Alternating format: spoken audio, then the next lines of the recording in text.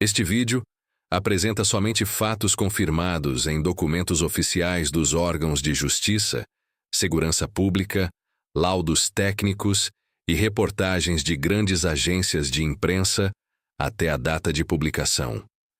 Em 13 de agosto de 2014, o então candidato à presidência da República Eduardo Campos faleceu em decorrência da queda de uma aeronave no município de Santos, no litoral do estado de São Paulo. A aeronave envolvida era um jato executivo do modelo Cessna 560 HAX-L Citation Excel, que realizava deslocamento com origem no Rio de Janeiro e destino ao aeroporto de Guarujá. De acordo com registros oficiais, as condições meteorológicas na região eram adversas no momento da aproximação, com presença de nuvens densas e visibilidade reduzida.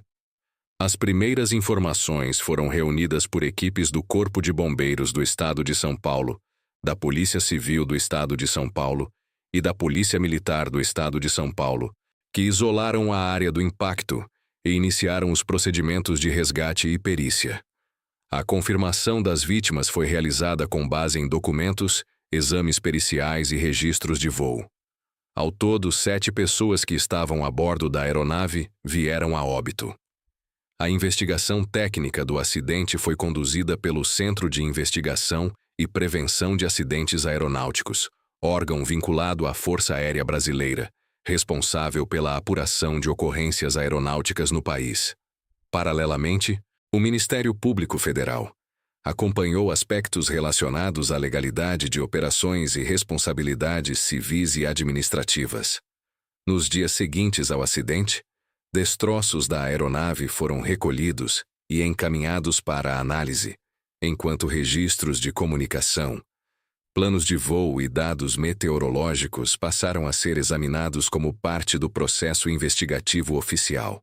Nos dias subsequentes ao acidente, o Centro de Investigação e Prevenção de Acidentes Aeronáuticos deu início à fase detalhada de coleta e análise de dados, conforme previsto nos protocolos internacionais de investigação aeronáutica. Equipes técnicas foram deslocadas até o local da queda, onde realizaram o mapeamento dos destroços, a identificação de pontos de impacto e a documentação fotográfica de todos os elementos relevantes. Fragmentos da aeronave foram catalogados e transportados para instalações apropriadas, onde passaram por exames estruturais e mecânicos. Paralelamente, foram coletados dados de controle de tráfego aéreo, incluindo gravações de comunicação entre a tripulação e os órgãos responsáveis pela navegação. De acordo com informações confirmadas em relatórios oficiais, a aeronave não possuía gravador de dados de voo nem gravador de voz de cabine, equipamentos que não eram obrigatórios para aquele modelo específico, conforme regulamentação vigente à época. Diante disso, os investigadores concentraram esforços na análise de outros elementos, como registros de manutenção, histórico operacional da aeronave e qualificação da tripulação. Informações meteorológicas fornecidas por órgãos oficiais indicaram a presença de condições climáticas complexas na região de Santos, no momento da tentativa de pouso, incluindo baixa visibilidade e formações de nuvens compatíveis com chuva e nevoeiro. O Departamento de Controle do Espaço Aéreo forneceu dados técnicos sobre a rota, altitude e procedimentos adotados durante a aproximação ao aeroporto. Também foram analisados os procedimentos de arremetida realizados pela aeronave pouco antes da queda, conforme registros de radar. O Ministério Público Federal acompanhou o andamento das investigações, com base nos documentos produzidos pelos órgãos técnicos, enquanto autoridades judiciais foram acionadas para garantir a preservação de provas e o cumprimento das etapas legais previstas na apuração do caso. Caso você esteja gostando do conteúdo do canal, considere se inscrever para mais vídeos iguais a esse e compartilhe com seus amigos e familiares. Continuando. À medida que a investigação avançava, o Centro de Investigação e Prevenção de Acidentes Aeronáuticos concentrou esforços na reconstituição da sequência de eventos que antecederam a queda da aeronave.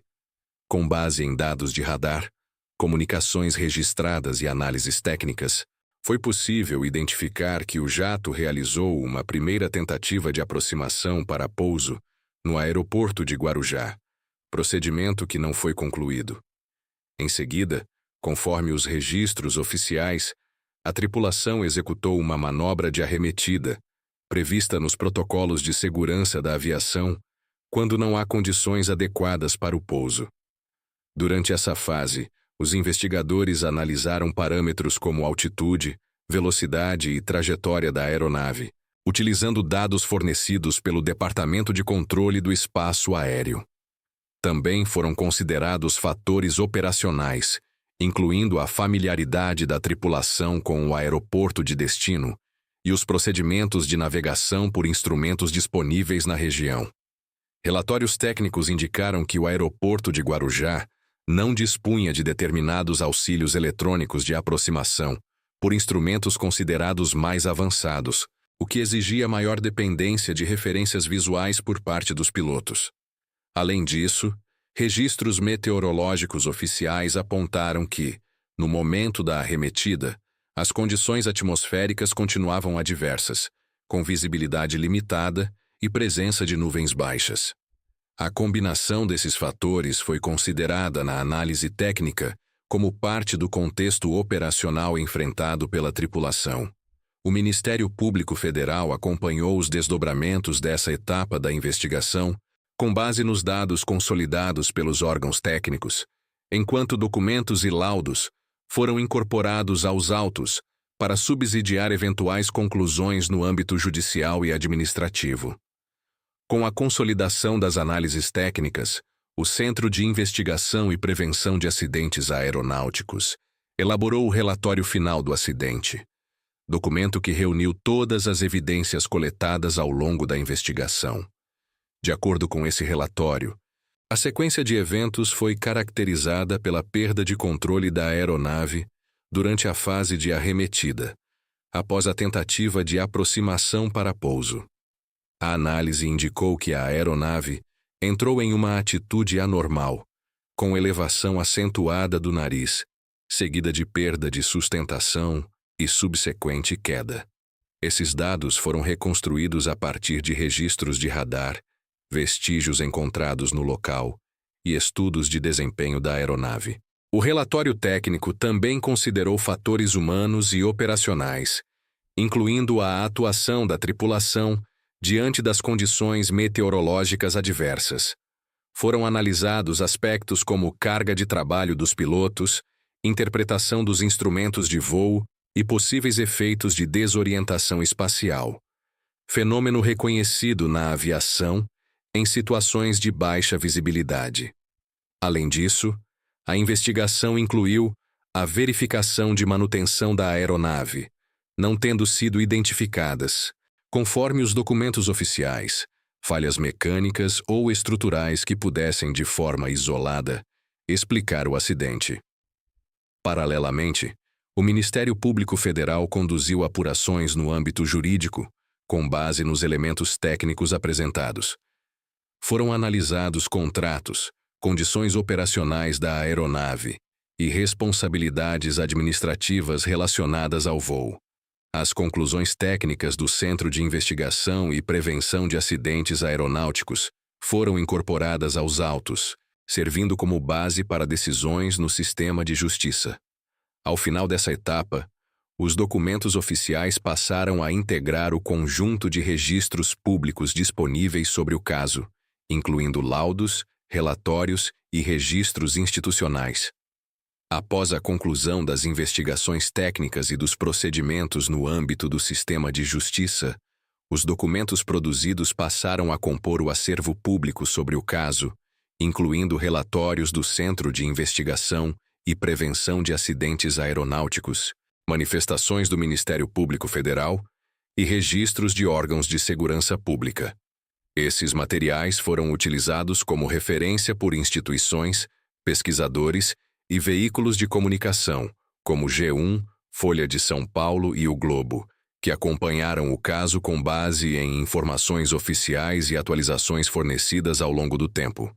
De acordo com os registros disponíveis, o relatório final apontou uma cadeia de fatores contribuintes, sem atribuição de causa única isolada, conforme metodologia adotada em investigações aeronáuticas. Entre os elementos considerados estavam as condições meteorológicas, aspectos operacionais da aproximação e a dinâmica da arremetida. Esses dados foram apresentados de forma técnica, com o objetivo de contribuir para a prevenção de novos acidentes, conforme diretrizes internacionais de segurança de voo. No campo jurídico, procedimentos relacionados ao caso foram conduzidos com base nos elementos técnicos reunidos, respeitando os trâmites legais previstos na legislação brasileira. As decisões e encaminhamentos seguiram os parâmetros estabelecidos pelo ordenamento jurídico, com análise de responsabilidades administrativas e civis quando aplicável. O caso envolvendo Eduardo Campos permanece registrado como um dos acidentes aeronáuticos de maior repercussão no país, com documentação acessível por meio de órgãos oficiais e amplamente referenciada em arquivos institucionais e reportagens de grande circulação nacional.